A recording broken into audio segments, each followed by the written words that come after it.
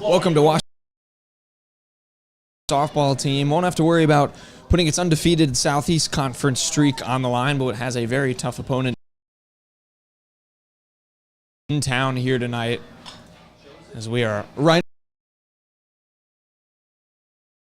Jack Knowlton, Joel Keller alongside me. And Joel, it's a little bit disappointing. Tonight's game was supposed to be a doubleheader between Washington and Carlisle, two of the best teams in the state in their respective classes. Got reduced to just one game, had some rain all morning, had to wait for the field to dry, but nonetheless should be a super great game here between Washington and Carlisle. The Demons, of course, 11th in Class 3. Carlisle, the defending state champions, ranked 4th in Class 4A, will be one of the best tests Washington will face all season long here at home, Joel. Yeah, this is a great opportunity. You know what to say? Great moments come from great opportunities. So, I mean, the Demons can put the state on alert here if they can pull this one out against Carlisle. And, they match up pretty evenly on the board. Carlisle has a slight advantage on almost every category. But the one that really sticks out to me is here on the defensive side. When the Demons are pitching, if they can limit the walks, they can really take down this Carlisle offense that has been nearly unstoppable. I mean, the Demons' defense, the only time they slip up is when they're walking players. So if they can limit that and throw strikes all day, you never know what can happen. Colby Greiner is in the circle for Washington. Chloe Rolling is the leadoff hitter. She chops that one toward Leighton Salazar. Short the throw, not in time, though, and an infield single to start things out for the Wildcats as Rolling reaches base. And not a walk, but a leadoff hit, Joel, for Carlisle. Yeah, just barely. I mean, that throw was in there quick. Great job by Leighton Salazar out there at short. I mean, she's been phenomenal all year. Just a little late with that one. I thought she almost had her, but nope. The umpire says she was safe. Infield trickling in here for Olivia Freeman, batting second, the junior. 23 hits on the year for her, batting .377 on the season. Runner goes, and a good throw is not in time. This is a very good Carlisle team at stealing bases. They will look to advance the runners any chance they get, and that time Rolling cruises into second. Yeah, I mean, Olivia Anderson had a phenomenal throw there, just a little bit late. A great jump from Chloe Rolling is ultimately why she was in there safe. Count goes to 3-0 against Freeman. Colby Greiner coming in, making her 12th start of the year for Washington.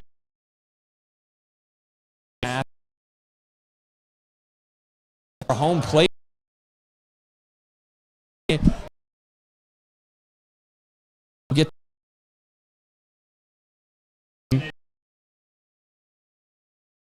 Yeah, just unfortunate there for them to call it out of play. And, that's a tough break, especially when you're trying to limit the runs here in the first. Let your offense get up there with a chance to tie it up, not having to do too much work to come back, especially with the one run across. But now runner on third. So this is an important meeting out there in the circle, I mean, we talked about Colby Greiner all season. She's been phenomenal with all the strikeouts and limiting the runs, but this is a big as talented as Carlisle. Yeah, this will be one of the best teams Washington faces. Off Burlington 12-3 in their last game. Got a doubleheader win over Keokuk as well. So they're in good form, but can ill afford unforced errors, as we just saw there to put the first run on the board for Carlisle.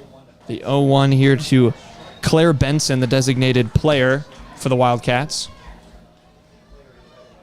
This is where we need to see Greiner's best stuff here. Let's get the first out, get a nice strikeout, keep that runner on. Is low. Benson leads this team in hits. Just a sophomore on a very talented, very deep Carlisle team as well. Bring 23 players on their varsity roster. Here's the 1-2 to Benson. That one's high. Yeah, and the interesting thing with the Wildcat lineup, and it kind of shows their depth, but Ella Smith is batting in the 7 spot, and she leads the team with 7 home runs. So having a girl back there near the end of the order who can hit home runs like she can, if they can get a rally going, she can do a lot to bring home all those runs that are on the board when she gets up to bat.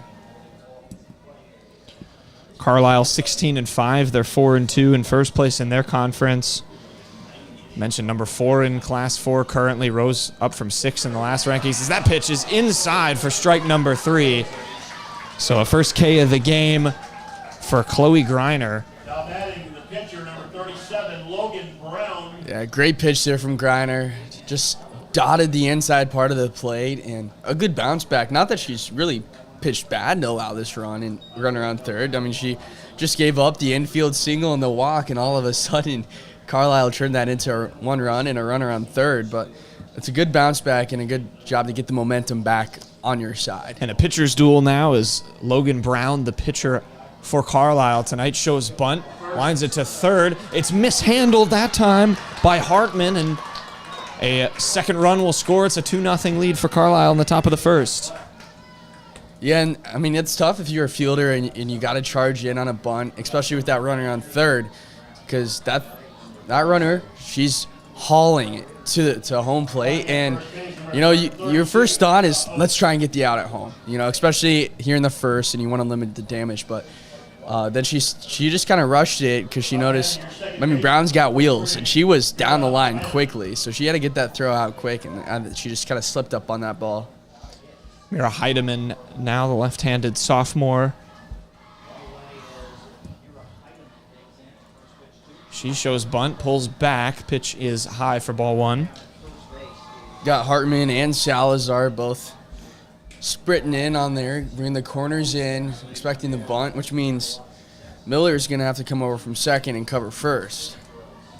Heidemann shows bunt again. Second pitch is down in the dirt. Heidemann, 25 hits on the year, does have 3 sacrifice bunts to her name. Might be looking to advance the runner here with 1 out, but a 2-0 count. That one's low again, so 3-0 count for Heidemann to square away to.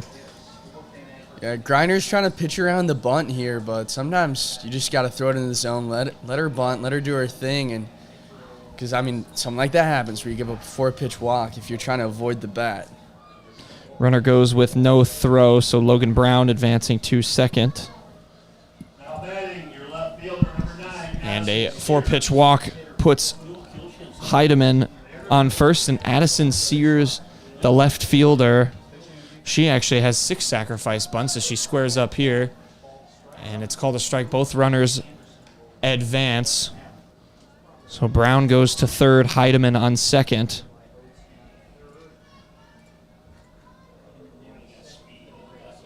And on deck, you got Ella Smith, too. So Sears batting 302. Smith, the slugger. Sears chops a bunt right in front of home plate. The throw over to first is in time. Throw back to home is not, though, and a third run comes across.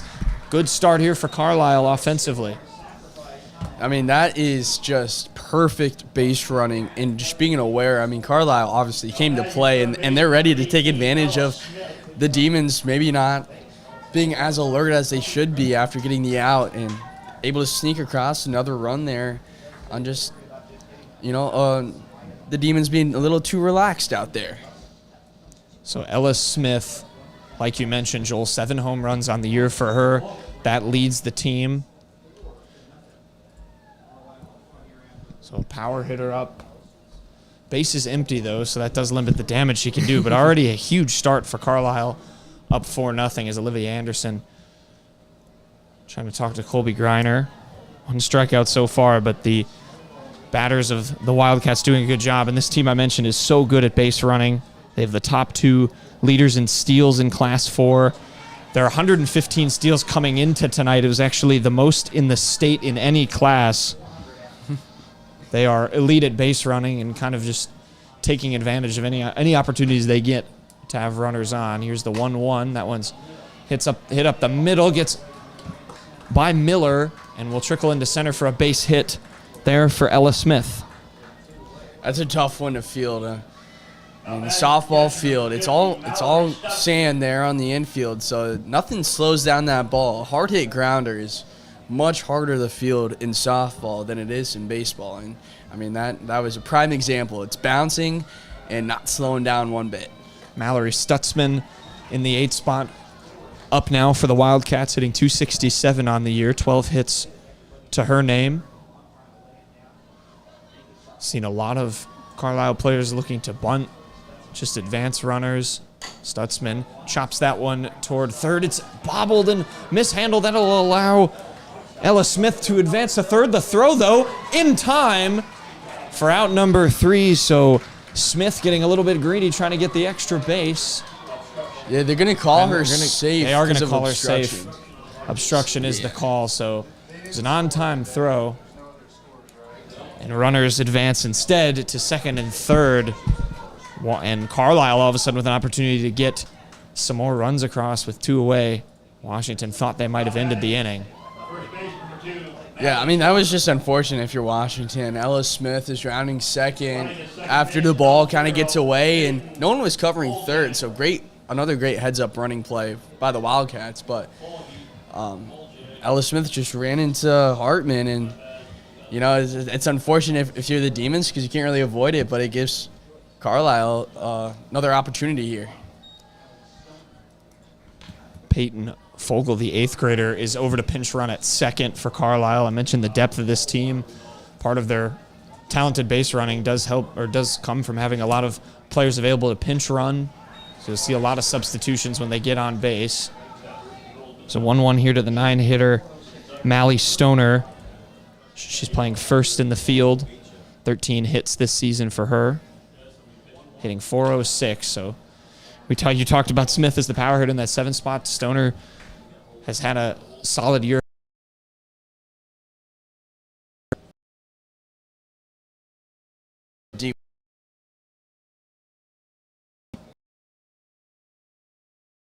Yep. Center, the throw home not in time, so 2 more come across the board. What a start this has been for Carlisle. Stoner will cruise into second after the attempted throw home. So Carlisle does indeed cash in a couple of more runs.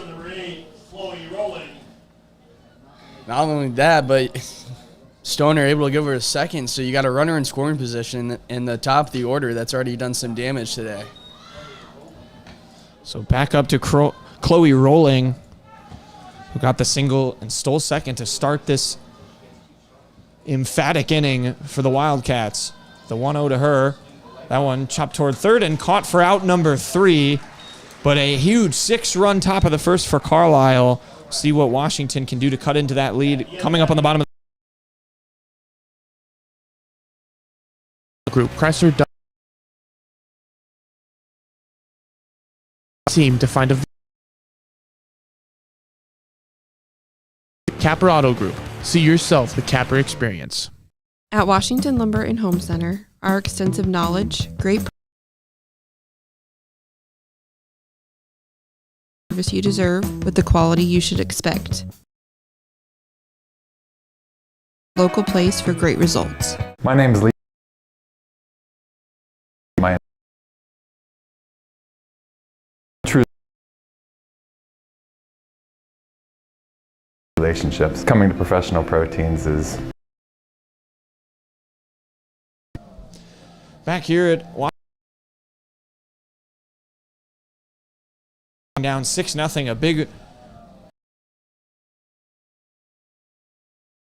look now at the Washington starting lineup to come up to bat. Griner and Colby Griner in at the 2 and 3 spots. Olivia Anderson hitting 4th. Bella Salazar at and Reagan Miller make up the order. We'll see how they can cut into that in the field for the visiting Wildcats. Chloe Rolling batted first for them. Olivia Freeman, Claire Benson, Logan Brown, Maria Heidemann, Addison Sears, Ella Smith, and Mallory Stutzman. And what's interesting now, looking in the field for the visiting Wildcats, Mally Stoner is actually in the circle. Initially on the lineup, it was Logan Brown who was set to pitch. They are both playing. Brown batted, but it's Stoner dealing to the Washington bats as she pitches a first strike ball to Leighton Salazar.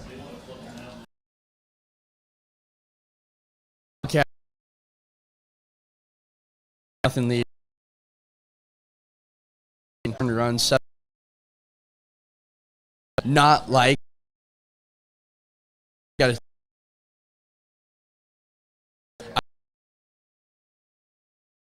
Over. Shit.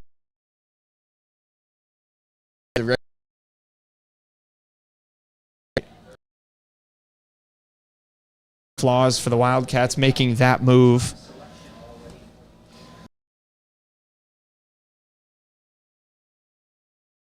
She came in expecting the pitch, so you can just bring her in if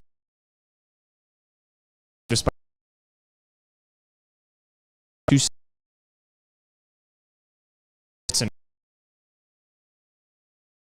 she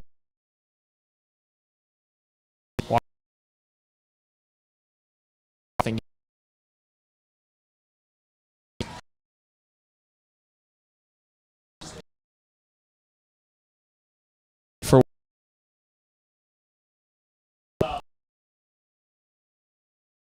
pretty. Back.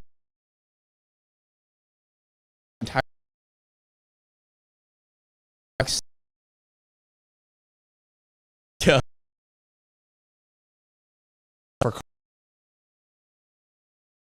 bad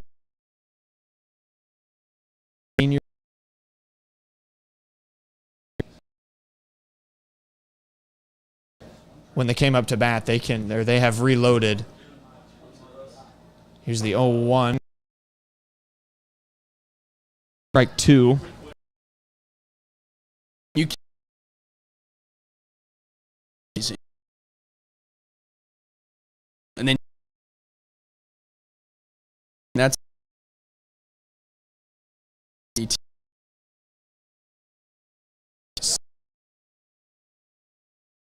The lead.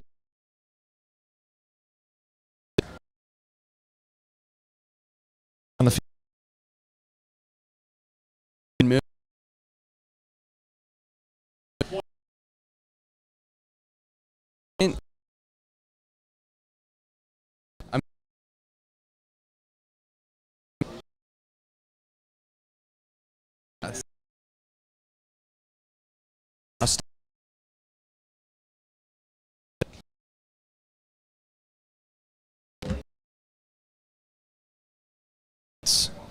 Ella over there at first. Yeah, and it can be daunting if you're a Demon player. You're down 6-0 after 1, but you can't put in your mind.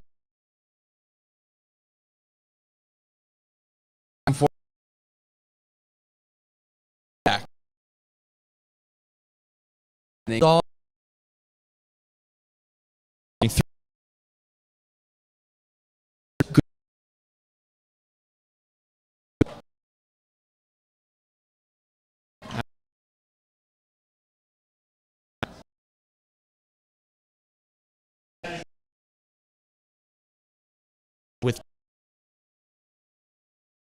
a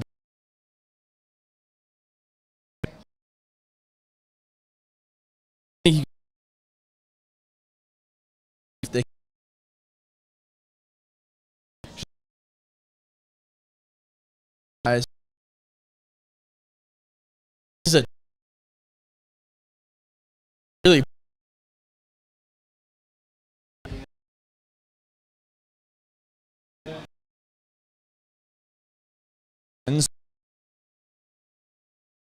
we've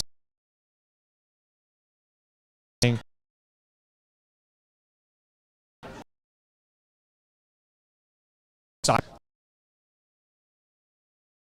hard.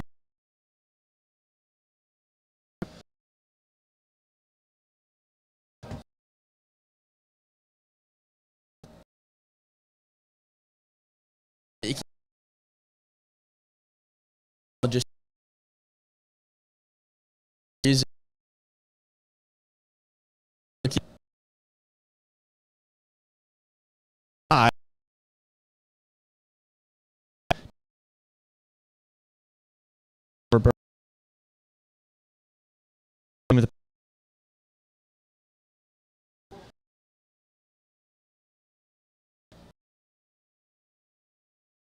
we get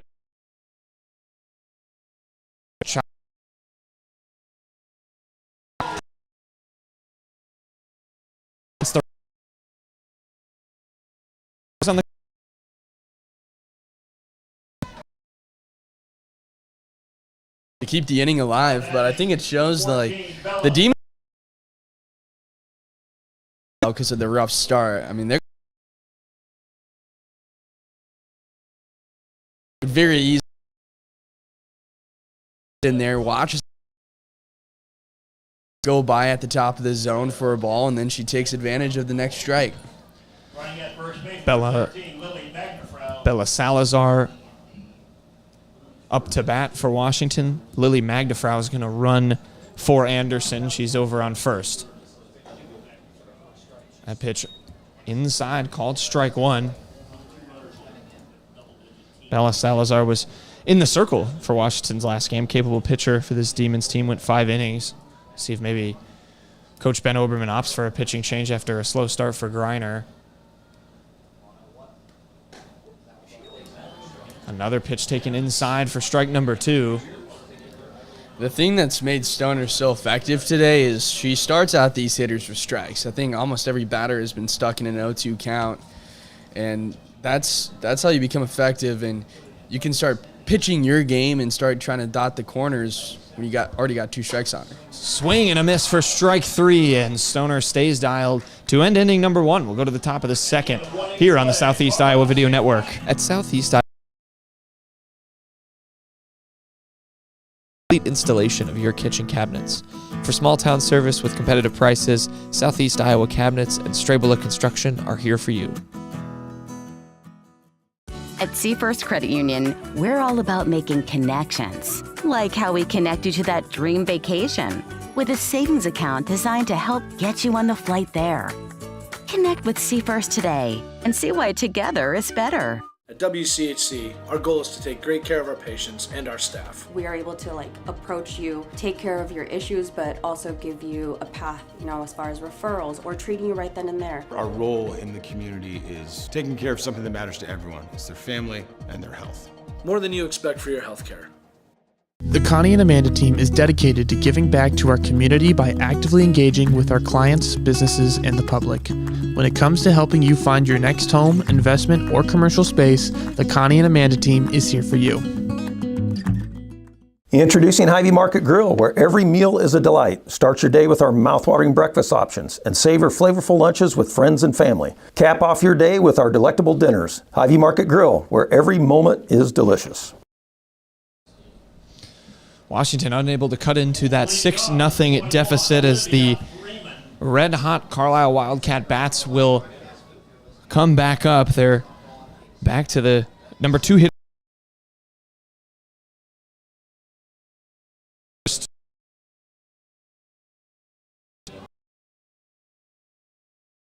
Here, a bit of wins.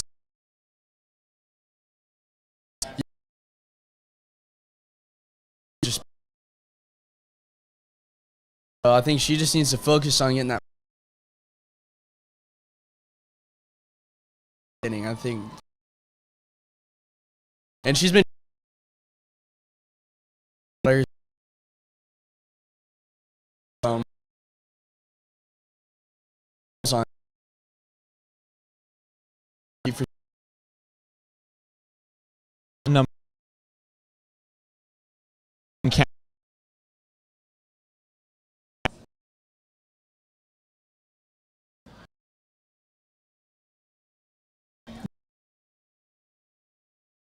Carl.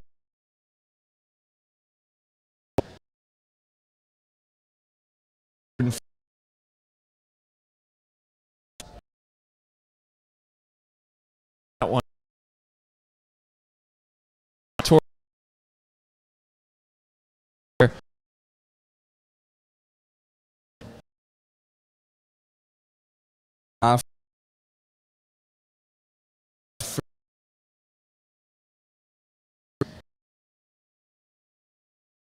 Staff.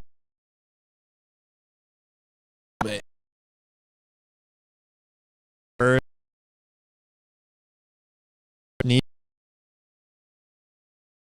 one.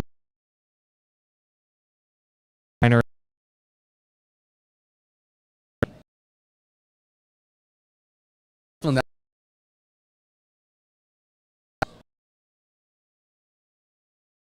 to left center and will be caught comfortably by Ella Greiner. So 2 quick outs for the Demons. That's what they needed to start this second inning. Yeah, this is a fantastic start. I mean, you saw her there just throw strikes and get in the zone and all of her pitches in that at-bat, and that's exactly what a little bit of confidence boost can do to you. Get back to just pitching your game, and that's what Greiner needs to focus on.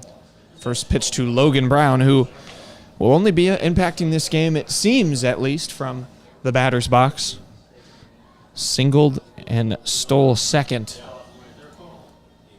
in the first inning. Here's the 1-0 to her. Is in the dirt. I think she's just trying to locate her pitches a little too much. Sometimes you just got to get in there and pitch. And she's just missing by a little bit on all of her spots. And, sometimes it's just one of those days. But she needs to get back, throwing down the middle here, see if she can just get some confidence in those breaking balls. Instead, it's a 4-pitch walk to Logan Brown.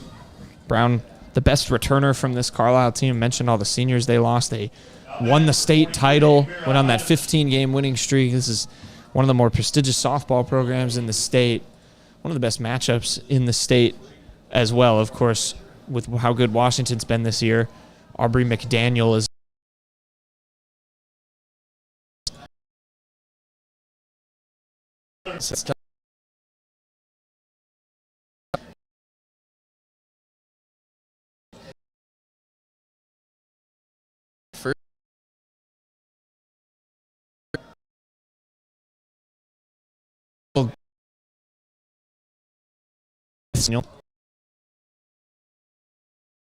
inning.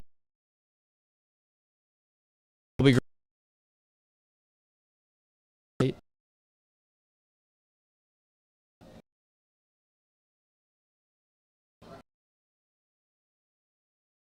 That's yeah.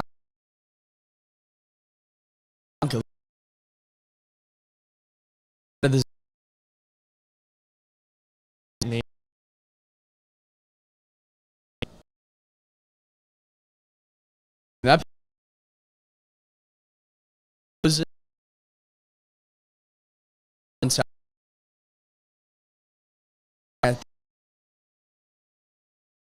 Get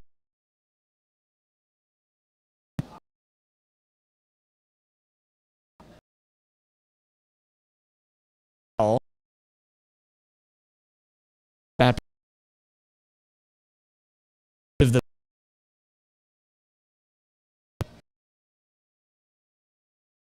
connect.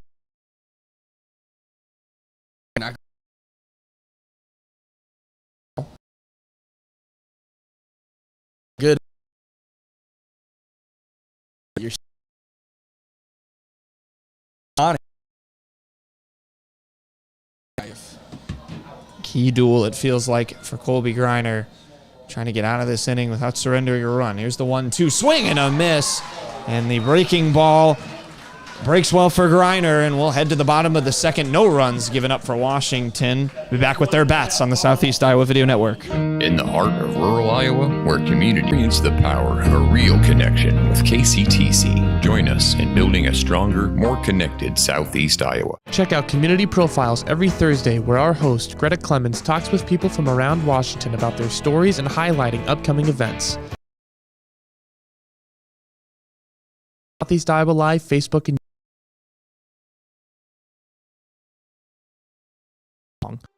with a large, easy or a home field advantage. That's what I love the most. We are able to take your skills, adapt them to what we need, or grow them as well. Our leadership group here, they are active ideas and innovation here at the hospital. Top of the second inning for the Washington Demons as they avoid second time here this evening, looking to cut into a 6-0 Carlisle lead.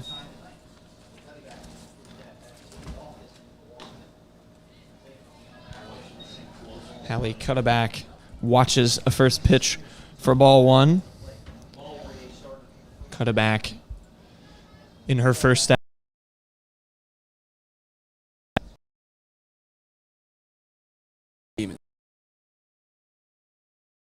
Try and bring him around. Starts with getting base hits.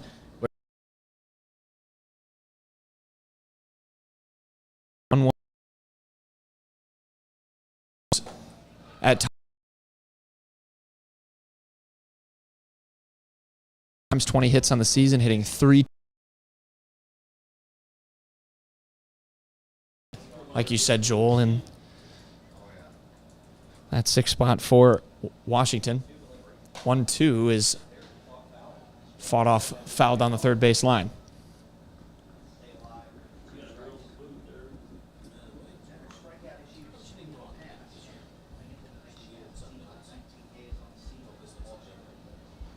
One, two coming for Cutterback. Team in Class 4, and that's a big swing and a miss. And another K for Mally Stoner, her 3rd of the game. And for having to come in, maybe a bit of a surprise for her, with initially it seeming like it was going to be Logan Brown pitching. Stoner has taken care of business so far.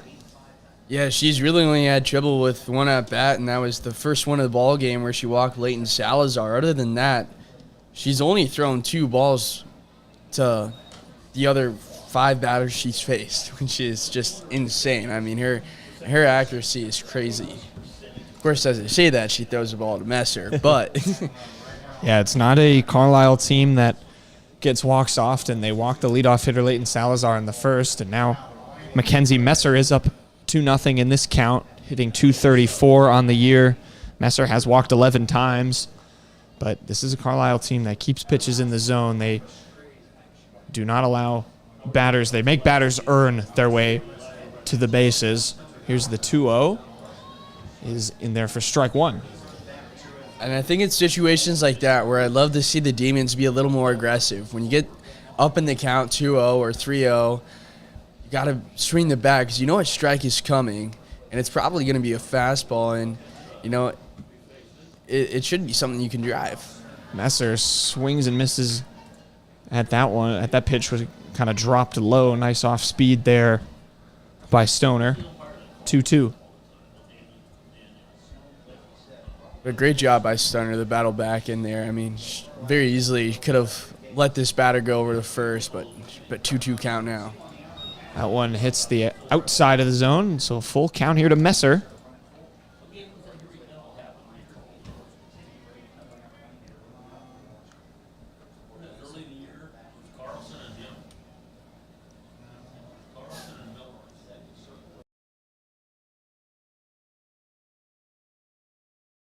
Missed, and back-to-back Ks for Mally Stoner. Brings up Natalie Hartman, the 8-hitter for Washington. This Demons team, I mean, they've swung and missed now 4 times for a strikeout, and, you know, got to think they got to be talking in the dugout about what they're seeing, because it seems like they're a tick late here on Stoner's pitches. That one paints the outside corner of the zone, but called a strike. Yeah, the off-speed stuff has looked really impressive for Stoner. As good as Logan Brown has been, they really have 2 true aces.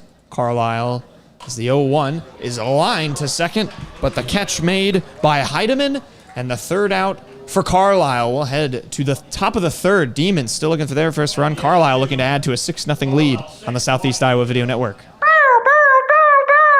Breaking news. Are you looking for a sports show with intensity? And we'll see you in court, Mark Cuban, you broke bum. Are you looking for a sports show with passion? Moment of silence for the name Wells Fargo Arena.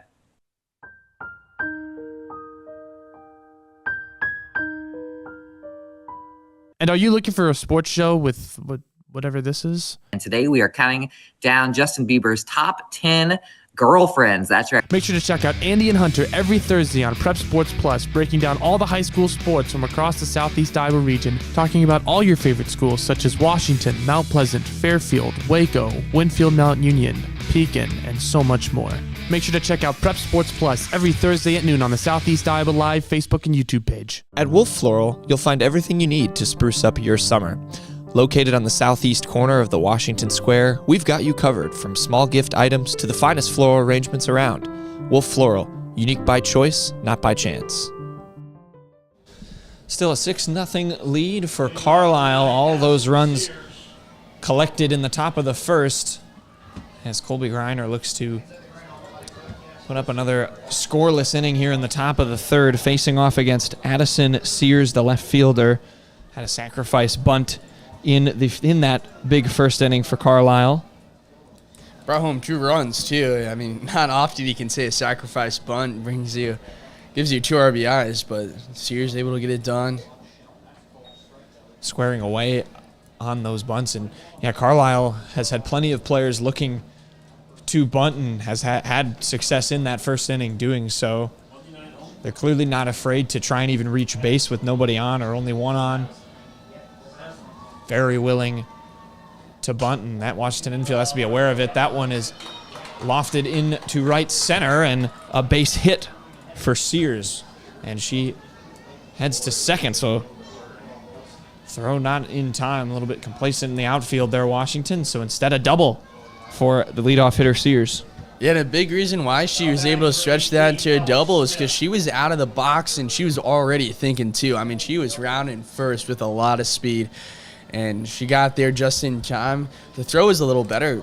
Demons could have had her, but it was a little high, so not able to throw a tag down. We've already talked about that Carlisle base running ability, as Sears might try and think about heading to third with Ella Smith back up. Reached base on a single in that first inning.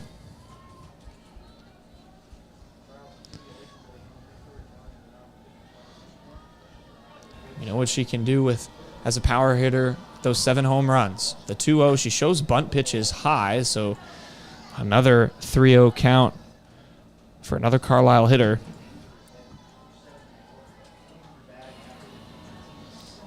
Smith hitting .400 this year, and it is a 4-pitch walk. We'll put 2 aboard with nobody out for Carlisle. And what I'd love to see here from Colby Greiner, tough start to the inning, but I'd love to see her get back to attacking the zone and throwing them in and just not pitching scared, just having no fear out there in the circle and going after these batters, even if they are having impressive seasons this season. Mallory Stutzman takes the first pitch for ball number 1. She went 2-3 with a couple RBIs a few games ago when Carlisle beat Webster City 11-2. This is a Wildcats team that is so good at reaching base. That ball bunted and a good throw over there by Anderson for out number 1. Runners will advance. But a good throw down there by Anderson and another nice looking bunt there for Carlisle. Yeah, great bunt, but a great play there. The umpire's having a conversation here. I think there was some discussion on whether that ball hit off of Stutzman.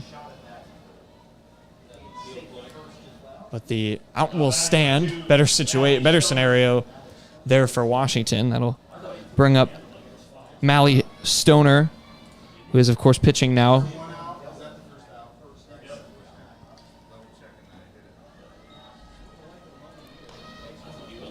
Takes ball number 1. And I mean, she did a good job. Bunt attempt is rolled down third.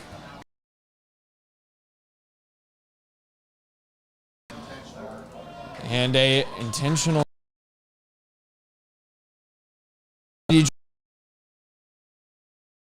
play.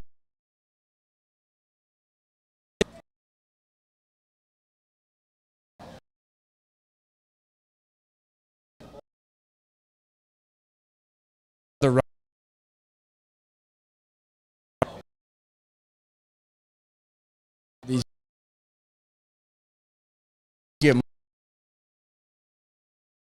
The ability just to manipulate the defense. Strong defensively, I'd say. Not a lot of mistakes happen typically, and right now they're just kind of in the heads of the Demons right now with the things they can do on the base paths. Yeah, the Washington's looked a little bit hesitant at who has kind of been collecting the ball and making those throws when they do bunt it. But yeah, they have sort of the fielders' minds tied in a bit of a pretzel at times as Anaya Oates is over at first to pinch run. She's actually third on this team, and this Carlisle team as a freshman, which normally wouldn't sound good, but she has 13 stolen bases. She's just behind Chloe Rowling and Olivia Freeman, who have 28 and 24, which is the top 2 marks in all of Class 4A. So Oates, a very capable runner. She goes. Throw is in time, but bounces off the glove of Salazar. That's going to let Oates go to third. Thinking maybe about going to home, but the ball comes back to Colby Greiner. But a couple of stolen bases there on cue for Anaya Oates. Yeah, I'm kind of surprised she didn't end up going home. It seemed like with her speed, if she committed to it before she got to third, she might have been able to stretch that. But yeah, good call to play it safely, especially with the one out. Leadoff hitter rolling back up. She's making her third plate appearance of the game. Flew out after Carlisle batted around, but started out that big first inning with a single. She squares away. That bunt rolls foul, much to the relief probably of some of those Demon infielders. It is just so apparent how good this Carlisle team is at laying down these bunts, getting these balls in play, making really difficult fielders' choices for Washington. And I've seen their a base lot running of take advantage softball, too. and I mean these are the best bunts I've seen in a while. I mean, and I've seen I called a couple of Hawkeye D1 softball games, Big Ten, and really good athletes, but Carlisle can really just lay down a perfect bunt over and over again. It's really impressive. Rolling up 3-1 in this count against Greiner. Throw it home from Anderson, and a 9th run will come across. It is 9-0 Carlisle. 3 runs so far with 2 away here in the top of the 3rd.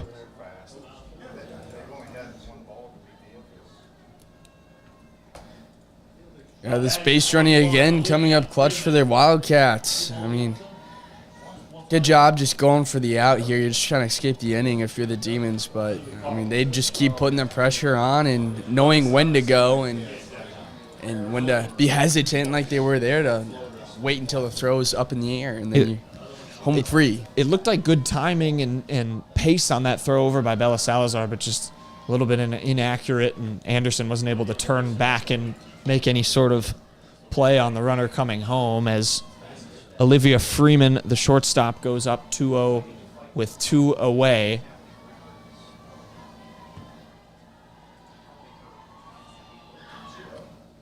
And the count will rise to 3-0 as that ball misses inside and low.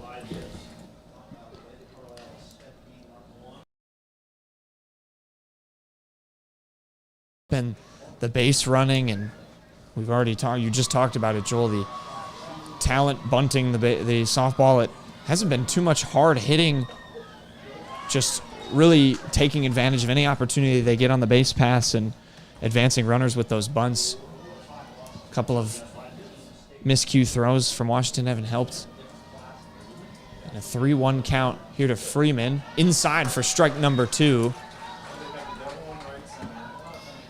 A great job by Greiner, sticking in there, bouncing back, still attacking the zone. So we'll go outside here. That one rolled into right center, and another runner aboard is Freeman. Yeah, she was trying to throw the fastball on the outside part of the plate, but just left it a little too much over the middle, and that allowed Freeman to get a good bat on it and bring it right back up the middle. By my count, I believe 9 runs on now 7 hits as Claire Benson, the designated player, coming up with 2 away. Benson has not reached base yet as that one is ripped down third but fouled. Benson, the only hitter who has not reached base yet. struck out in the first. One of 2 Ks so far for Colby Griner. Flew out to center in the second inning. It's an opportunity maybe for Griner to get a hitter that hasn't read her yet out, as that one's flew over the Carlisle dugout. And I mean, that's impressive in itself. Benson has a .510 average, a .545 on base percentage. I mean, she is really tough out. Somehow doesn't lead the team in batting average. That would be Chloe Rowling, but I mean, .510 is so impressive. Runner goes, the throw over, it gets past Salazar. Freeman thought about going to third, but will hold up at second, but another stolen base for the visiting Wildcats. This team just so quick, Joel, on the base pass. Yeah, I mean, the Demons just can't get them out on stolen bases. They take off, and it's, I mean, they pick the right time to go, and they've timed out the pitcher well, and it's just impossible for them to throw a runner out right now. 1-2 pitch was fouled back. And it's nothing on Anderson. I mean, she's had a couple of great throws down the second. It's just all on this Wildcat team for their speed that they have around the base pass. Here's the 2-2 with 2 away. Ripped down third, but foul again. 1-2. And she is just, if she waits just a beat, she's going to cause a lot of issues for the Demons. She has been barreling up these foul balls down the line. So it's actually a 1-2 count here. 2 at the designated player. That one fouled straight back. It's almost a pro for Colby Griner. Shows her talent that she can get a hitter like Benson out a couple of times in this game. But, yeah, it is just so impressive what Carlisle has been able to do. It's, I think, less on Griner and more about the way these Wildcats can just take advantage of anything they get in play. Another foul there for Benson. Yeah, I mean, what an at-bat for Benson. She hasn't quite gotten a strike that she's been able to drive, but she's been close, and she's been just a little early on some, a little early there, but wasn't able to connect as well as she has. The 1-2 again. Inside for ball 2. Runner goes to third. Throw not in time, so Freeman steals another base. It was a great throw from Anderson. I mean, she didn't pop up. That was off the knees. She had some good velo on it and put it in a good spot. Just the speed out there for the Wildcats makes it so tough to get it there on time. That's Freeman's 4th steal of the game as Benson flies that one into left center, and underneath it is Messer, and that will end the top of the third, but 3 more runs come across for the Wildcats. Can Washington cut into it? We go to the bottom of the third on the Southeast Iowa Video Network. There are places where all roads lead to families providing for their loved ones and their community. That's where you'll find us. Generation after generation. Farm Bureau Financial Services. It's your future. Let's protect it. Here at The Morning Breath, we start every morning with style and grace. Give me a Engaging you with thoughtful and critically thinking topics to start your day. Did you know that Pop-Tarts are like horrible for you? While always maintaining a professional and family-friendly environment. John, you're no longer a virgin. Oh, and all the other stuff. Flowers. Yes. We talk on all over the world. Out of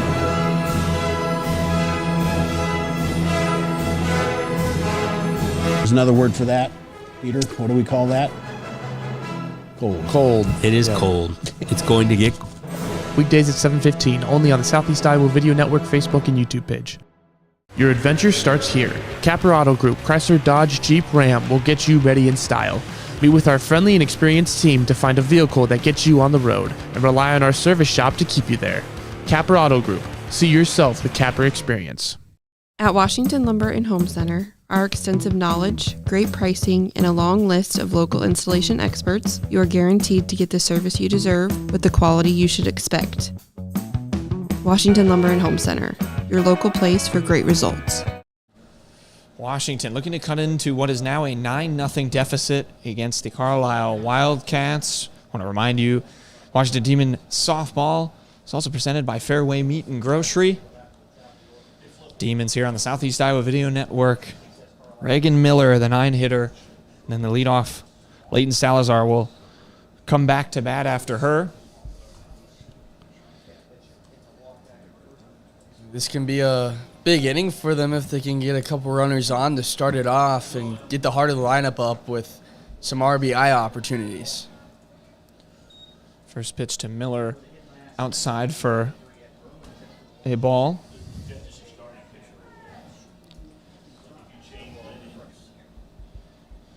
Miller first at bat of the game. The second pitch swung on and missed. Nice pitch painting the top of that zone there for Mally Stoner, who's just been dialed in. Reagan Miller hitting .225 on the year for Washington.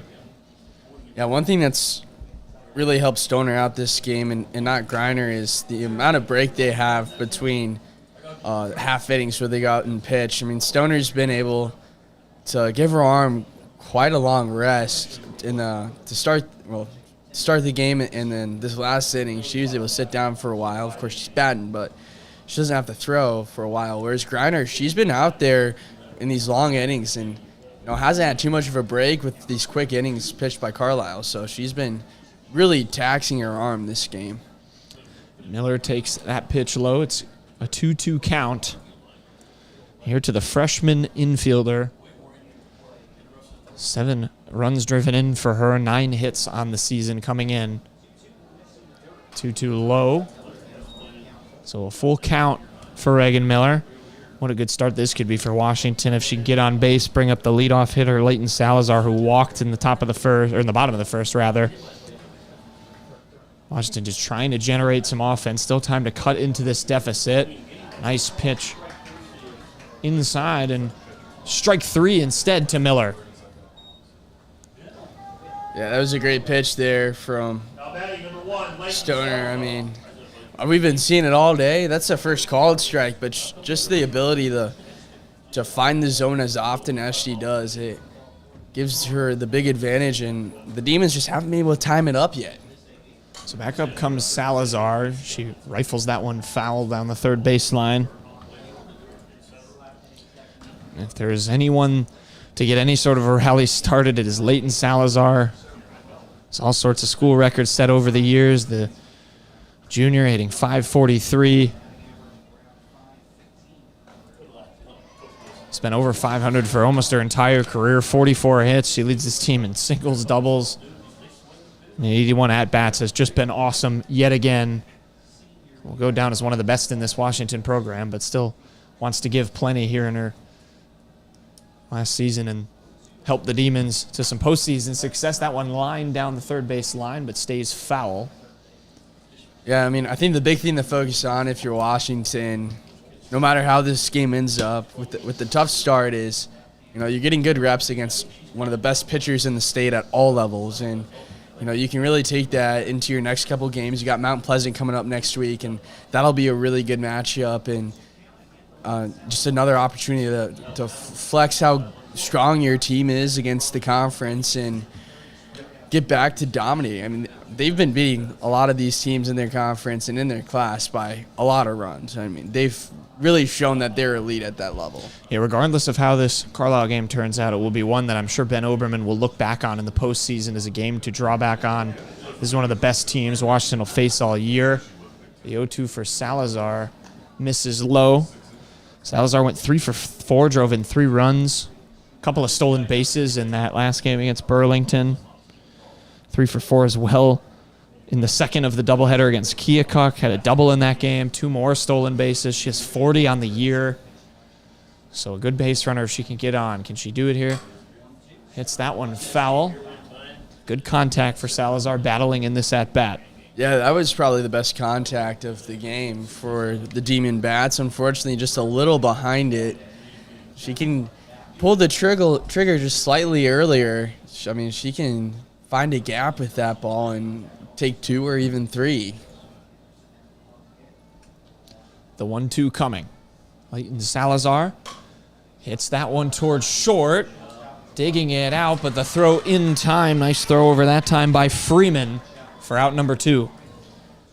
I mean, if you're trying to find an example for how to play shortstop, that right there is number 1. You get a chopper to you, but she's able to run up to it, control the ball in front of her body so there's no risk of it bouncing past her, and just a quick transition out of the glove and a nice, hard, accurate throw over the first. I mean, that's perfect fielding out there by Freeman. Yeah, strong play indeed. That'll bring up Ella Greiner. Center fielder for Washington. Did reach base on a fielder's choice in the first. Chops that one foul right next to the catcher. Greiner will do it again with the count at 1-1. Mally Stoner continuing to deal. That strikeout to Miller was her 5th of the game. Just continuing to work these Demon bats. Greiner, they're one of the rare few that's been able to reach base today. She lines that one down the first base line, but foul. Demon's doing a better job making contact, just fouling it off, which Stoner still is getting up in these counts and able to work these Demon batters the way she wants. So the Demons they need to force her to throw some balls by, connecting on these in the zone and putting them in fair play. The 1-2 to Greiner. Chops that one straight back again. And yeah, it seems like just a tad late or a tad too early for Salazar and Greiner in these last 2 at-bats, it's felt like. But just trying to figure, maybe that's a sign that they're figuring Mally Stoner out. But fortunately with the deficit, that solution is going to have to come sooner rather than later. Yeah, they need it now or next inning. It's got to happen here soon. Greiner hits that one into right center and will trot in for going for 2 actually, sliding in. The throw is not in time, so Greiner getting aggressive, going for extra bases, and gets a 2-out double. And we'll bring up Colby Greiner, and yet again can Washington engineer a 2-out rally, and thought Ella Greiner was going to hold up there at first, but the line shot into right center deep enough that she decided, I'll take an extra base, and when a smart decision. When a pitcher's throwing hard like that, all it takes, you don't have to put a lot of power into the ball. The ball will fly off the bat itself, and showed it there.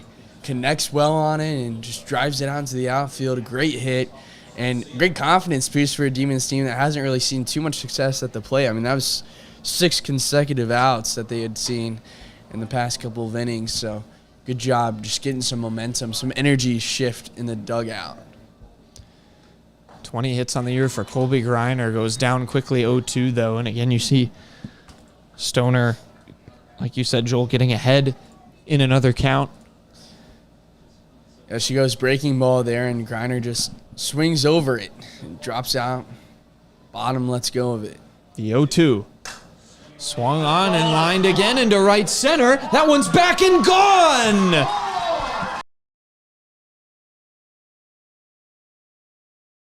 And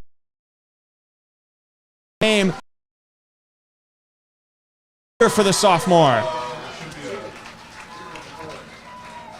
A 9-2 game now. The Demons do cut into the lead a bit here in the bottom of the third. What a swing, and what a way to just give yourself some energy. Change the momentum there. Big double. Helped turn things around for the Demons. Gave them some confidence that they can actually hit Stoner. And, Greiner, she's going to be throwing strikes. So you just got to put a good swing on one and connect. And boy, did she connect. That thing was gone off the bat. A no-doubter for sure. Just clobbered over the fence in right center. A 5th home run for the Demons and a first for the year for Colby Greiner. That'll bring up Olivia Anderson, who reached base in the first inning on a single.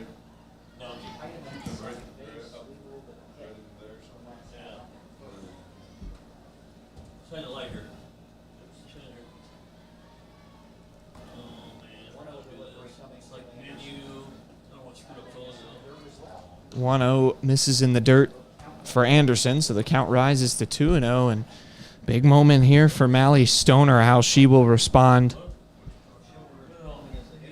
Stoner, a junior for this talented Carlisle team, who's a member of the state championship side last year, just having a conversation with her catcher, Stutzman, after giving up that home run.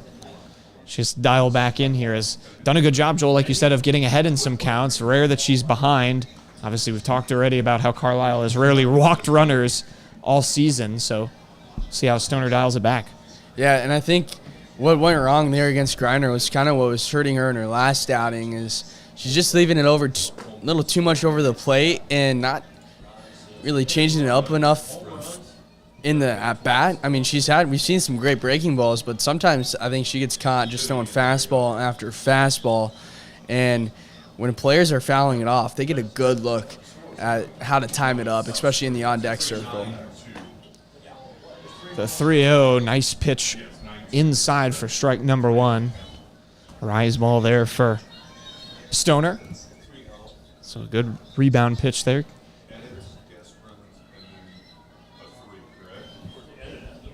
Olivia Anderson, we just saw a home run from Griner. Anderson leads this team with 2. As that one is into the dirt, though, for ball 4. So Anderson instead will reach base on a walk for the second time today. A great job by Anderson to extend this inning. It can be so tough after a home run to keep it going. Pitcher usually dials back in and focuses in on the next batter. But 2 outs, go out there and just get on base, and now all of a sudden you got another rally cooking here. You can get Anderson around base paths and see if you can get some more hits strung together. A mound meeting for Carlisle. Going to talk things over with Mally Stoner. And to go back to the start of this game, it was supposed to be Logan Brown in the circle. Carlisle got out to that 6-0 lead, and Jesus said it, Joel. It looked like the staff looking to make a change, trying to get Mally Stoner bouncing back after she struggled a little bit in her last outing pitching. And keeping her out there, we'll see how she responds. 9-2 ball game as Washington was able to cut into the lead on a crushing home run for Colby Griner, and interesting to see how that helps her in the circle as well, looking forward to the top of the 4th. Yeah, I mean, when you're playing both ways, if you start seeing some success on one part of the game, usually the next part follows and you come back with a good outing, and I think Griner should be able to do it. I mean, she's been a phenomenal pitcher in her career here at Washington, so there's no reason why she won't be able to bounce back. Bella Salazar struck out swinging her first time up. Down 0-1 with 2 away. Rolls that one to short. Play is made that time by Freeman, and that will end the inning, but 2 runs for Washington makes this a 7-run ball game. How will Carlisle respond? We go to the top of the 4th on the Southeast Iowa Video Network. My name is Levi Lyle. I have lived in Kielder my entire life, but I've been an organic farmer for about a decade. Truly, the reason to do business locally is because of the joy and fulfillment that comes in relationships. Coming to Professional Proteins is an opportunity to work with good people. At Southeast Iowa Cabinets and Strabela Construction, we provide everything from design to complete installation of your kitchen cabinets. For small town service with competitive prices, Southeast Iowa Cabinets and Strabela Construction are here for you. At Seafirst Credit Union, we're all about making connections, like how we connect you to that dream vacation with a savings account designed to help get you on the flight there. Connect with Seafirst today and see why together is better. At WCHC, our goal is to take great care of our patients and our staff. We are able to approach you, take care of your issues, but also give you a path, as far as referrals or treating you right then and there. Our role in the community is taking care of something that matters to everyone. It's their family and their health. More than you expect for your health care. So the Washington Demons able to cut Carlisle's 9-run lead to 7 after a 2-run home run by Colby Griner in the bottom of the 3rd, and we have a new pitcher in the circle to start the 4th, and it is Bella Salazar, the other ace, 8-3 record coming into this game in 12 appearances for her. Has made 2 appearances in relief. This will be her 3rd, a 3.09 ERA, 65 strikeouts for Salazar coming in. Joel Keller, Jack Knowlton on the call. And Joel, what do you make of the change here to start the 4th inning for Washington after they were able to cut the lead slightly from 9-7? Griner was struggling a little bit out there, but she really ready to ship the past couple of innings.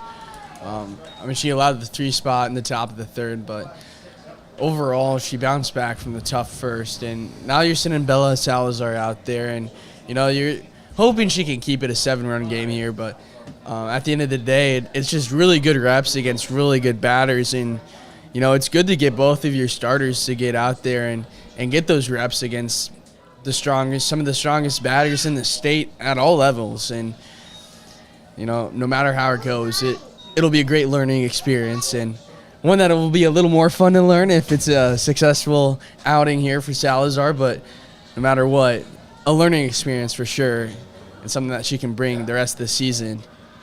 She is down 2-1 in the count, but we'll go to 2-2 after that foul by Logan Brown. Salazar will face Brown, Myra Heidemann, and Addison Sears to start the 4th. 9-2 lead for Carlisle. Brown reached base in the 1st inning, walked in the 2nd, and pops that one up. Will stay in play. Anderson not able to make the catch behind home plate. So an even count with nobody out. Brown, the leadoff hitter for Carlisle. Yeah, that's a tough play to make for the catcher. You kind of, if you haven't caught before, you the catch, and one is away for Washington. But she did a great job there getting out of her stance. But a catcher has to go through a huge process to go catch a pop out. You got to get out of your stance, out of your crouch, and then you got to throw the helmet off while also tracking the ball. And by the time you get an eye on it, it's already on its way back down to earth. So you got to get under it quickly, and it's really hard to make that play. Myra Heidemann now up. Was one of a pair of strikeouts for Colby Griner. Walked and stole second in the 1st inning as well.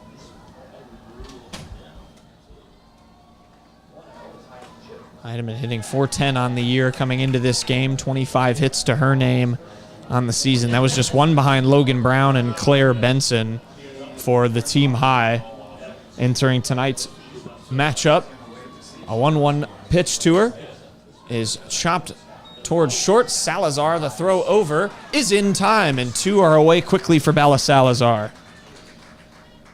Couple of great defensive plays and a good job by Bella Salazar. They're getting in there, and even when the batter's squaring her out, she's still throwing strikes. And that was something that we saw Griner kind of struggle with, is if they're showing bunt, she missed the zone a lot. But Salazar's in there and just attacking these hitters. Addison Sears up now. First pitch strike to her. Had a double in the 3rd. And a 2 RBI sacrifice bunt in that 6-run 1st inning. The 0-1 pitch is high.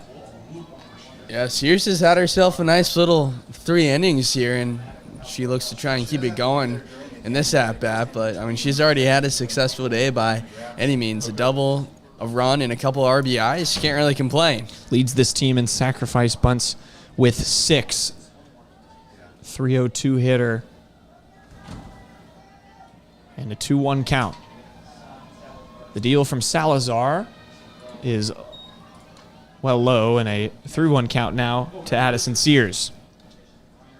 And this is something that Griner struggled with too, is finding that bottom of the zone. Both of them have been well below the knees when they try and go low. That pitch paints the inside corner of the zone to the righty, and the count is full.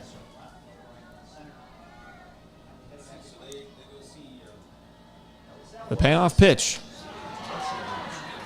In there, but called ball 4. Fans not liking it here at Washington Softball Field, but nonetheless, Sears will take her base. Her home run, Ella Smith has 7. With 2 outs would certainly be a big-time kill shot for Carlisle, as Bell giving up just a lone base runner on the walk to Heidemann, or to Sears rather. And I will say, for these pitchers battling these bunts, they're trying to throw it high to induce a pop out, but Smith hits that one hard to third. The throw in time by Hartman. And out number 3, a big scoreless inning for Washington, trying to cut further into this 7-run deficit. We'll go to the bottom of the third here on the Southeast Iowa Video Network. The Connie and Amanda team is dedicated to giving back to our community by actively engaging with our clients, businesses, and the public. When it comes to helping you find your next home, investment, or commercial space, the Connie and Amanda team is here for you. Introducing Hy-Vee Market Grill, where every meal is a delight. Start your day with our mouthwatering breakfast options and savor flavorful lunches with friends and family. Cap off your day with our delectable dinners. Hy-Vee Market Grill, where every moment is delicious.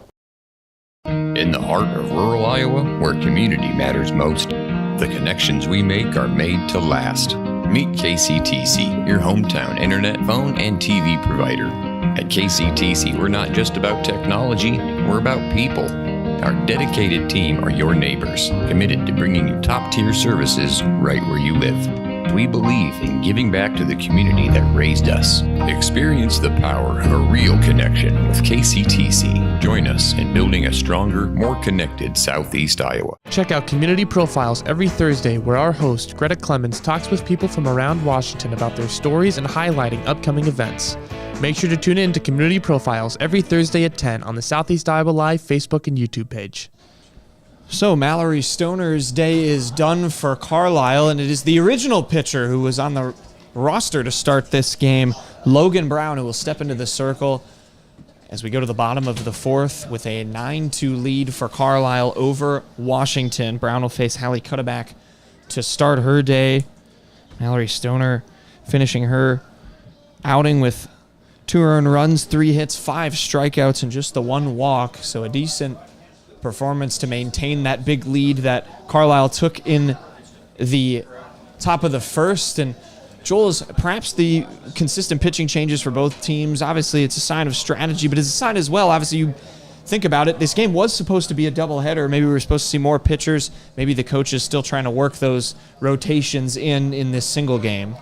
Yeah, I mean, you're going into the weekend, so you have a couple of days off after this. So I think both teams really wanted to see both their starters get some action today, especially Carlisle with their last doubleheader getting canceled. So, I mean, they've had 3 games this week get canceled, and that's a lot of reps that they're missing, especially that series against ADM that didn't happen. That would have been a great game, a great series, a rematch of the state championship last year, and a lot of good reps for the batters and pitchers that they didn't really get. So they're just trying to get as many looks as they can here in this solo game tonight. Washington will play next on Monday against Mount Pleasant, so they'll have the weekend off. And actually, Carlisle will play in the Indian Softball Classic over in Oskaloosa this weekend, so some prep for that perhaps as well. As cut it back down 1-2 in this count as Brown looks to get her first batter out. The 1-2 pitch is swung on and missed, and no chance for cut it back on that one. So a first K of the game for Logan Brown. Logan Brown, she's just been consistent all year. 2.11 ERA, 15 earned runs, only the 6 walks to the 27 strikeouts. She's not going to get as many strikeouts as Stoner got, most likely. Stoner's more of a strikeout pitcher, but she can still get it done, and she just finds the zone. She'll induce a lot of weak contact and just get hitters out whatever way she can. Facing Mackenzie Messer, who struck out swinging in the second in her first at-bat. 1-1 count with 1 out. And what's been impressive for the Wildcat pitchers is they've consistently found the zone with the umpire who's got a really tight strike zone. I mean, it's I think the smallest we've seen all season, and it's something that, I mean, you got to adjust if you're a pitcher, and as a hitter, you can lay off some of the ones on the pitches that didn't quite go the Demons' way, but Carlisle adjusted enough, knowing that they don't need a swing on something that will get up on their hands and be tough to make contact with. The 1-2 count to her here in the bottom of the fourth. Southeast Iowa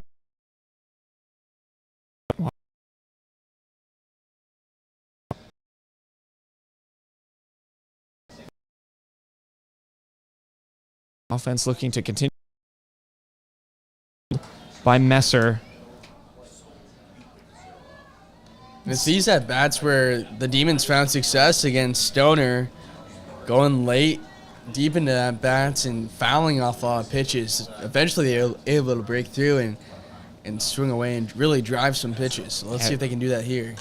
Another one foul for Messer, so good at-bat battling here. And yeah, it's a sign for both teams with how well each team has been hitting this season. It's usually a better sign than not when they are fouling those back. They're getting the contact. You have to think sooner rather than later they're going to figure the pitcher out, as Colby Griner was able to do, taking Stoner yard and kind of inducing maybe the pitching change. Another foul is hammered off the backstop back into play. There's a rule in some sort of format of baseball where that counts, and you can advance on that. Banana ball. Yeah, exactly. Yeah. Savannah Bananas game, maybe that's allowed to be a hit, but that one away for ball number 2. It's a cool idea. Banana ball, and change up the really old rules of baseball. Yeah, I mean, it's like 150 years old. You have to think outside the box sometimes. The 2-2 to Messer is tapped foul. Oh, a long at-bat. Actually, a quick fun fact is yesterday, but all the way back in 1846, so June 19, 1846 was the first game of baseball. Wow. Or at least recorded game of baseball. So, of course, we're watching softball here, but, basically the same game, and crazy how old it is. And it's cool the Bananas are kind of changing that up a little bit. Yeah, you got to get a zag a little bit. And I'm going to point out as well, Mackenzie Messer has now hit the same fence pole behind home plate twice in this at-bat. I mean, she's on it, you got to think. She's seen so many pitches here. The 2-2 again. And chop foul again. My goodness, if you got to be a little bit frustrated if you're the Carlisle staff. You just put Logan Brown into the game, and by the end of this at-bat, she's going to have the same pitch count as Mally Stoner did. Quick bound meeting over there with Stutzman. Yeah, I like the meeting there. It kind of gives Brown a little break. You get fouled off as many times as she just did. It can be a little frustrating for you because you're still thrown in the zone. You just can't get it past her. But, a little reset here definitely helps you out if you're Logan Brown. And also for Messer, she can step back and really just soak in what she's learned on those foul balls and how to match it and time it up right. 2-2 is fouled back. And McKenzer with a big side toward the Washington dugout. This might be the longest at-bat of her career, I would venture to guess. I think that'd be a safe bet for sure. Logan Brown's such a massive part of this Carlisle state championship team last year. Another 2-2. Fouled off the Washington dugout that time. And how many landmarks will Mackenzie Messer hit before this at-bat is over is becoming to be the question. And she's not, just dinking these foul. I mean, she's really giving some of them a ride. Like that one there, a nice flying drive. Just needs to... Swung on and missed, and in the end, it is Brown who wins the battle.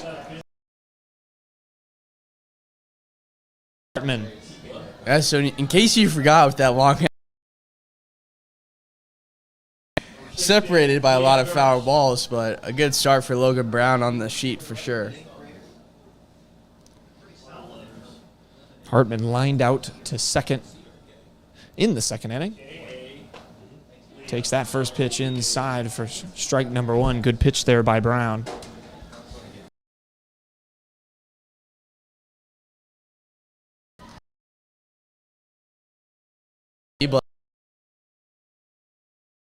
Well, 0-1 to Hartman in there for strike number 2. So Logan Brown wanting to get out of this inning quickly after that long at-bat with Messer. And obviously will face the end and then top of the order in her next appearance if she can get this third out here. Swung on and missed, and she does indeed. A 3 up, 3 down, 3 Ks for Logan Brown. We go to the top of the 5th here on the Southeast Iowa Video Network. Summer is here, and Fairway's got you covered all baseball and softball season long. With a large variety and low prices, Fairway is the easy home run choice for all your grocery needs. Make Fairway your home field advantage.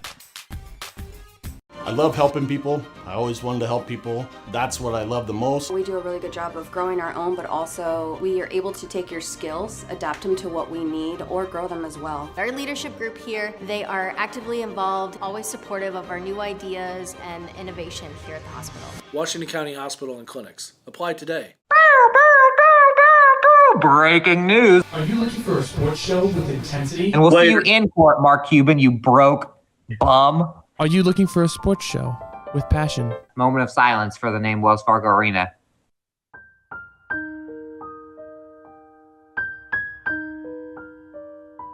And are you looking for a sports show with whatever this is? And today we are counting down Justin Bieber's top 10 girlfriends. That's right. Make sure to check out Andy and Hunter every Thursday on Prep Sports Plus, breaking down all the high school sports from across the Southeast Iowa region, talking about all your favorite schools such as Washington, Mount Pleasant, Fairfield, Waco, Winfield Mount Union, Pekin, and so much more. Make sure to check out Prep Sports Plus every Thursday at noon on the Southeast Iowa Live Facebook and YouTube page. Still a 9-2 ball game as Mallory Stutzman, the catcher for Carlisle, is back up and takes a ball one with Bella Salazar now in the circle, doing her second inning of work for Washington after she replaced Colby Griner. Had a good start last inning with just the one walk and drew 3 outs. Logan Brown matched her with 3 Ks, coming in relief of Mally Stoner. See which pitcher can win the battle between them. Obviously, it's Washington still with a big lead to overcome here, but helping themselves now defensively. It's been really a solid overall performance for them since that big first inning for Carlisle, Joel. Yeah, I think the Demons have done a good job limiting the damage. And when you go down 6-0, I mean, you don't want to give up on the game, but I think a good way to look at it is you just kind of do a reset. Look at it from the 6th inning on. You know, a lot of things went wrong in that first inning. And, you know, I think the last couple of innings is the Demon team that we've been used to seeing all season long. And, you know, without that 6th inning, it's 2-3. They're 1 run away, and I think it's a positive way to look at it, especially when you're down this much. Hit hard towards short and will trickle through to left field. And so a leadoff single for Mallory Stutzman. Well, Carlisle went their longest time without a hit there, not being able to get one in that last inning, but no, those bats aren't dead. I mean, this is a team where their entire starting lineup's over 300 for their batting average, and a couple of girls up over 500, so they're not going to be quiet yet. Peyton Fogel goes over to pinch run for Stutzman.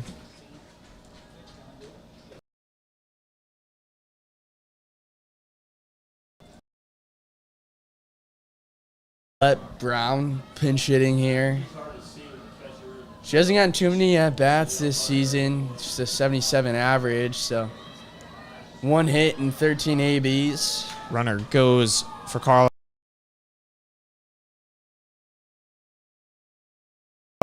Another scenario where, you know, you've got a solid lead here late in the game, up 7, and parts of the game, pitching and hitting, so maybe get some new looks for a bat that has a lot of experience being a senior, just really hasn't been out there too much this season. LaFollette Brown showed bunt that time, but took it inside for strike number 1. Runner on second with nobody out. High pitch. LaFollette Brown didn't pull it back, so it'll be 2-2, but the pitch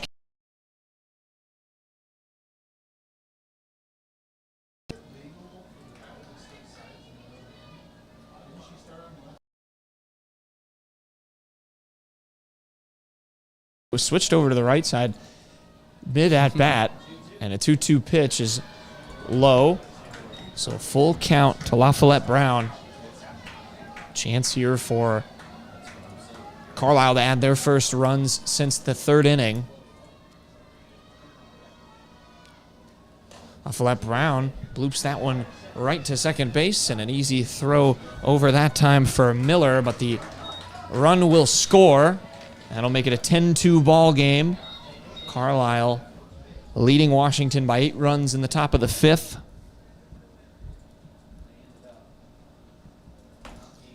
And a good job out there at second by Miller. You know, you don't really have a play at home. And there's another example of Carlisle's base running being really good. She just kind of paused until the throw went over the first and then took off. And, you know, you can do that when you have a lot of speed. So good for Miller, though, to get the out, get that first out of the inning. And now the bases are clear. You kind of get a reset here in the middle of the inning with the top of the order up. And you just get a focus on the runner or the batter at home.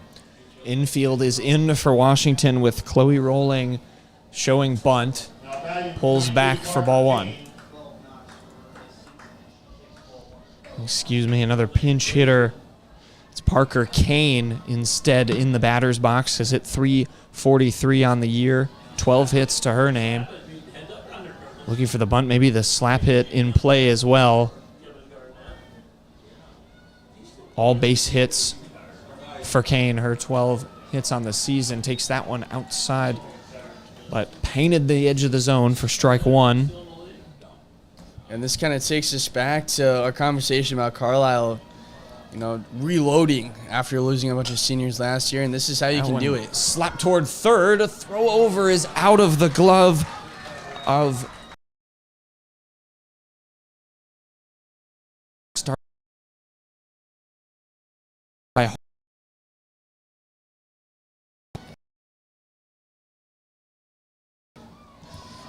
tough one, especially in a game. Back.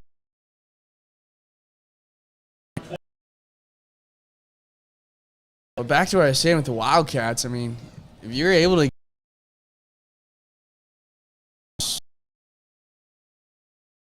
seems like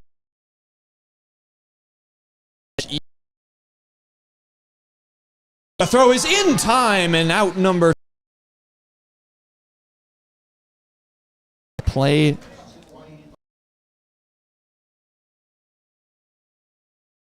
Again, there. I've seen and she's made a couple of mistakes, but for the most part, she's throwing down really well. And it gets by the first. Hard hit ball. Griner just unable to get her glove around it before it leaked into right field. Yeah, tough one to make a play on. But good job out there in right field by Cuddy back, charging up on that ball, not allowing Freeman to try for a second, which we've already seen her steal a couple of bases this game, so she's got a lot of speed to do it. Another pinch hitter in here for Carlisle. It's Estella Bowman hitting .389 in 18 plate appearances. Runner goes and no throw over.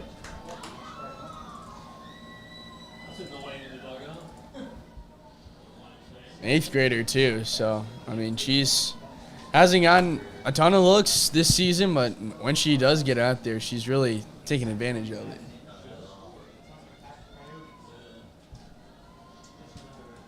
Bowman down 0-1 in the count. Runner on second, 2 away. 10-2 lead for Carlisle in the top of the 5th. Looking to add to it with 2 outs. Pitch to Bowman. Big swing and a miss. Big strike 2 for Bella Salazar.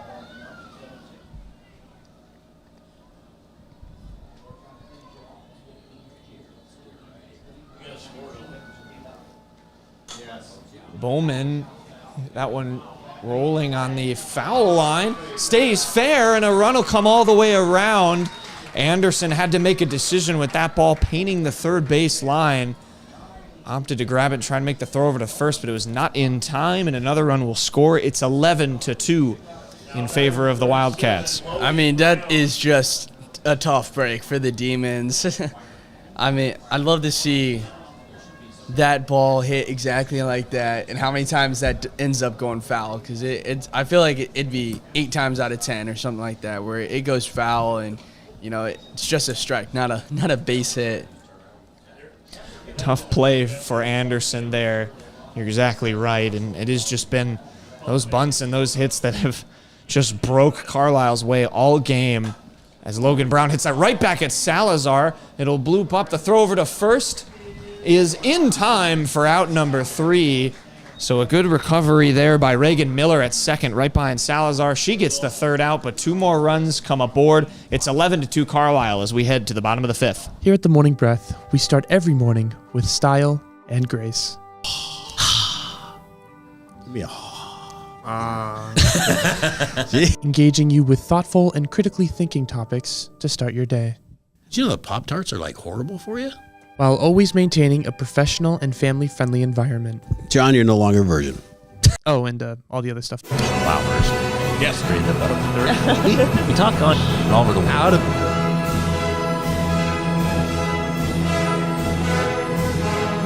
There's another word for that, Peter. What do we call that? Cold. Cold. It is cold. It's going to get. Weekdays at 7:15, only on the Southeast Iowa Video Network Facebook and YouTube page. At Wolf Floral, you'll find everything you need to spruce up your summer. Located on the southeast corner of the Washington Square, we've got you covered from small gift items to the finest floral arrangements around. Wolf Floral, unique by choice, not by chance. There are places where all roads lead to families providing for their loved ones and their community. That's where you'll find us. Generation after generation, Farm Bureau Financial Services. It's your future. Let's protect it. 9-hitter up for Washington. They are back down 9 runs, trailing 11-2 against Carlisle. Reagan Miller coming up 0 for 1 today, struck out back in the 3rd. Did go 2 for 2 a couple of games ago. That first game of that doubleheader against Keokuk went 2 for 2, drove in a pair of runs in that game as well. I was hoping to give Washington a good start to the bottom of the 5th in an inning they desperately need to put across some runs. Leighton Salazar and Ella Greiner will come up after Miller. First pitch zips by her for strike number 1. Last time the Wildcats scored back in the 3rd, the Demons did a great job responding right away, so I'd love to see a couple runs come across here. Miller hits that one, bounces in front of home. The throw over is in time for out number 1. Nice play there at catcher by Mallory Stutzman. It was a weird hit that sort of bounced right in front of home plate. She was alert to it, made the throw over, and 1 is away for Carlisle.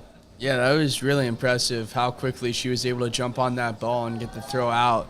I mean, Miller's really quick down the base path. Hard hit into left center, and Salazar will cruise aboard for a 1-out single. And that's what Demon fans are used to seeing out of Salazar. Just earlier this year, got over 200 career hits and over 100 career stolen bases as well. And now she has another opportunity to add to that number. She's already got 30 this season. Ella Greiner back up. Of course, we remember Colby Greiner, who will come as Salazar cruises in and steals second. Colby Greiner will come up after her, and boy, if Ella Greiner can get on base and then Colby Greiner can replicate her at bat, be a real momentum swing. You'd have to think for Washington, but Ella Greiner has to take care of business first. Did get a double the last time she was aboard. That one inside for strike 1. Tough one to take. I mean, we've seen that called ball and a strike a couple times today, and that one going against the Demons. The 1-1 to Ella Greiner. She lifts that one into left center. Here comes Salazar, and another run will score for the Demons. And it is a 11-3 game, and for the second straight at bat, Ella Greiner will cruise into second with the home run hitter coming back up, Colby Greiner. Good fight from Washington here. It's a great piece of hitting. You're not trying to do too much with it, and sometimes all it takes is a bloop to get the job done. You don't need the best launch angle or the highest exit velocity. If you can find green, it gets the job done. First pitch to Colby Greiner. Big swing, but fouls it off the bottom of her bat.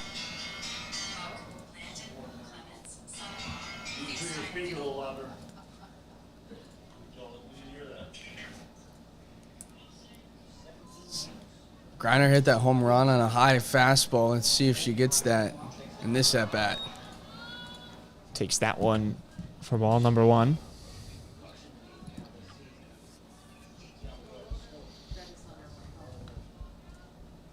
Started off this game in the circle, was relieved for Bella Salazar, hitting .308 to entering this game. That one inside for ball 2.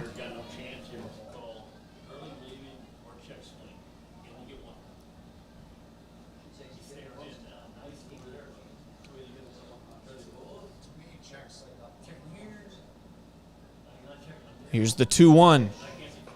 Again outside, and so a big hitters count here for Colby Griner. You mentioned that fastball she took last time. We'll see what Brown tries to give her after Stoner, of course, gave up the home run. Yeah, these Demons, all game have not made it easy on these Carlisle pitchers. Griner hits that one hard to second, but the play is made. Runner will advance to third, but there are 2 away now. So Brown, avoiding any damage from Colby Griner, has been the hottest batter for Washington. And Olivia Anderson will now come up to try and score Griner.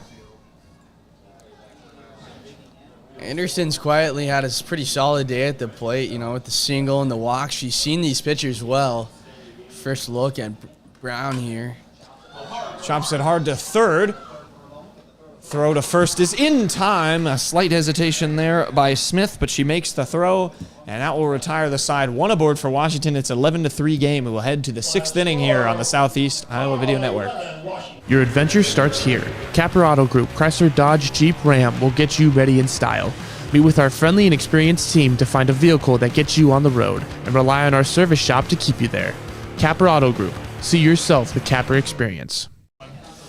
And instead of heading to the 6th, the game was called as a final 11-3. Carlisle wins it in 5 innings. A huge first for the Wildcats.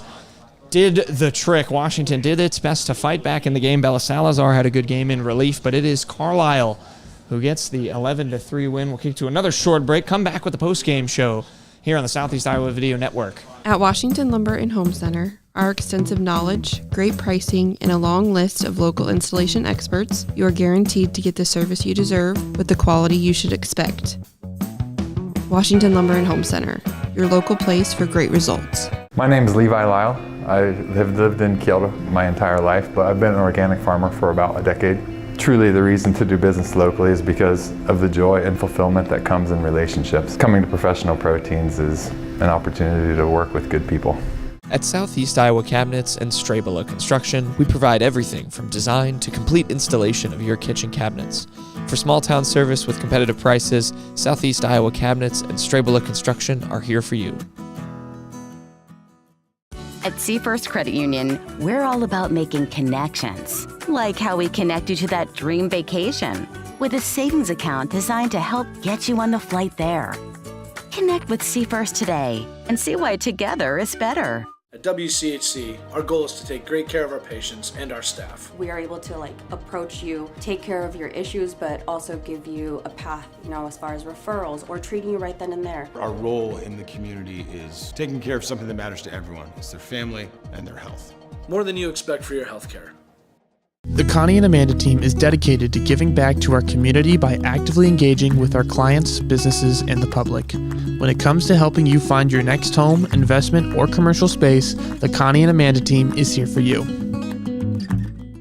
Introducing Hy-Vee Market Grill, where every meal is a delight. Start your day with our mouthwatering breakfast options and savor flavorful lunches with friends and family. Cap off your day with our delectable dinners. Hy-Vee Market Grill, where every moment is delicious.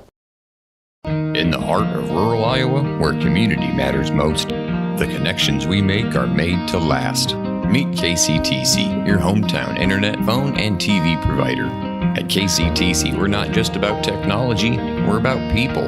Our dedicated team are your neighbors, committed to bringing you top-tier services right where you live. We believe in giving back to the community that raised us. Experience the power of a real connection with KCTC. Join us in building a stronger, more connected Southeast Iowa. Check out Community Profiles every Thursday, where our host, Greta Clemens, talks with people from around Washington about their stories and highlighting upcoming events. Make sure to tune in to Community Profiles every Thursday at 10 on the Southeast Iowa Live Facebook and YouTube page. Summer is here, and Fairway's got you covered all baseball and softball season long. With a large variety and low prices, Fairway is the easy home run choice for all your grocery needs. Make Fairway your home field advantage. I love helping people. I always wanted to help people. That's what I love the most. We do a really good job of growing our own, but also we are able to take your skills, adapt them to what we need, or grow them as well. Our leadership group here, they are actively involved, always supportive of our new ideas and innovation here at the hospital. Washington County Hospital and Clinics. Apply today. Welcome back to Washington Softball Field, where your final, the Washington Demons fall 11-3 against the Carlisle Wildcats. This is the Community First post-game show. The Demons just struggled to dig themselves out of that 6-run hole in the first inning, and Carlisle was able to sort of cruise from there. Jack Knowlton, Joel Keller alongside. And Joel, if you are Coach Ben Oberman, it was a decent recovery from Washington on both sides of the plate. Obviously, Colby Greiner, a huge individual moment for her, getting that 2-run home run. What are the lessons you maybe learned from that big 6-run inning? Obviously, Carlisle, a team you don't have to hang your head, low losing to. This is a team ranked 4th in all of Class 4A. They have been tremendous all year long, won the state title last year and look primed for another run this year. But what do you take away there if you're Coach Ben Oberman? You now have 3 days of rest. Obviously, it's unfortunate to lose, in particular, obviously losing in 5 innings, surrendering 11 runs. But what, if any, positives can you take after that 6-run inning to sort of look forward here if you're Washington? Yeah, I mean, they hung in there. You take away the 6-run first, it's a 5-3 ball game, and they did a good job responding the next 2 times the Wildcats got on the board, and they put together a lot of good at bats, and I think that's a big thing you take away is you didn't make it easy for 2 really good pitchers in the class above you. They made them work hard, and Stoner, she had a solid line, 3 hits and 2 walks allowed, and I think 2 walks is a big one. These pitchers for the Wildcats, they don't walk players that often. So to get in the deep counts against these pitchers who throw a lot of strikes, I think it was impressive to see. And they showed a lot of fight, and they can bring that fight and that style of batting, just being patient and fouling off balls they couldn't drive but could still make contact with is something they can use down the line, especially here as we get into the back half of the season and postseason play somehow creeping up on us here soon. Yeah, it's obviously a learning moment for sure. Colby Greiner taking the loss in the circle for Washington. 3 innings pitched, 9 earned runs, had those 5 walks as well, which that seemed like the biggest thing that she sort of struggled with, just some of that command of the zone. But then a lot of credit has to go to Carlisle. They weren't necessarily putting hard hit balls into play, but took advantage of a lot of bunts, some excellent base running I felt from them. And you have to learn from that if you're Washington, being disciplined defensively, knowing which runners to throw to. Had a couple of fielders' choices that I think sort of helped or kind of got them in that hole, helped get them in that hole, down 6-0 in that first inning. And if you're Greiner, she's improved so much this season, obviously still an ace for this Demon team. But again, a learning moment from her. And credit to Bella Salazar as well for, like you said, kind of digging in, I thought, and recovering when she was put in relief there of Greiner. Yeah, and I think for Greiner in that first inning, there were a couple errors made by the defense that kind of extended the inning a little longer than it should have. But, she did have a little trouble finding the zone, especially when batters would square around. So I think she's just got to go in there, no fear, allow those batters to lay bunts down and trust in your defense. Because other than that, these pitchers pretty solid against a offense that is one of the best in the state, all classes. How often do you see a team put out hitters where the entire lineup is batting over 300 and they've got 3 girls out there batting above 500? That is just unreal numbers and video game like. Yeah, absolutely. Obviously, in the batter's box, of course, I mentioned Colby Greiner hitting one over the fence and against a very good pitching staff as well. You know, Mally Stoner wasn't slated to start this game, came in after that 6-run first inning. And, you know, Colby Greiner able to get a home run off of her is going to be a huge moment for her. Olivia Anderson walked and singled in this game, had some good at-bats as well. The top of the order doing things again for Washington. Of course, Leighton Salazar as well, continuing her hit streak. I believe it's over 20 games now for her, the leadoff shortstop for Washington. So again, some positive takeaways in terms of inducing some of that contact, showing they can be a good hitting team and reach base, generate some runs and some offense against the best of the best here in this state. Yeah, it's a lot of good reps, and I think that's a big thing that this game has provided. Good reps on both sides of the ball. You know, you mentioned the defense, so not making the quickest decisions. Well, now you had a good game that kind of exploited that, and you know you got to work on it. The next game coming up, Mount Pleasant, and the rest of your games this season, as you kind of got past the biggest team that was on the schedule. I mean, this is definitely the hardest game, so they got a lot of good reps and a lot of things that they can take into these next couple of games and really start to, I mean, they've been dominating teams, but really start to take control here as we get into that part of the season where you need to be playing your best ball. Washington, like you said, Joel, will head to Mount Pleasant. They will play in 3 days' time on Monday, the 23rd of June, a road doubleheader against Mount Pleasant, putting their undefeated conference record on the line once again, a chance to bounce back from a tough loss to Carlisle tonight. We will be back here on the Southeast Iowa Video Network on Thursday for baseball. They will face Fairfield here at home, so tune in for that. Once again, your final tonight, Carlisle knocking off Washington 11-3. For Joel Keller, our great producer Peter Camp, I'm Jack Knowlton. We will see you on Thursday for some Demon Baseball.